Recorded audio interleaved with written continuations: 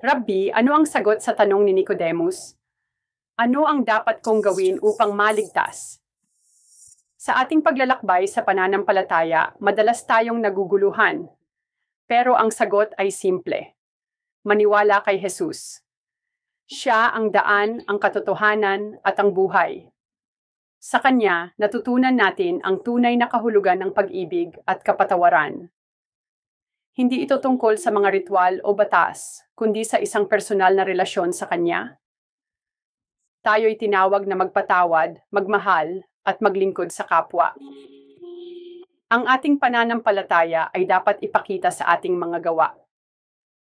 Kaya't sa bawat araw, tanungin ang sarili. Paano ko maipapakita ang pagmamahal ni Jesus sa aking kapwa? Sa simpleng pagkilos ng kabutihan, tayo ay nagiging ilaw sa mundong ito. Magsimula tayo ngayon dahil ang kaligtasan ay nasa ating mga kamay.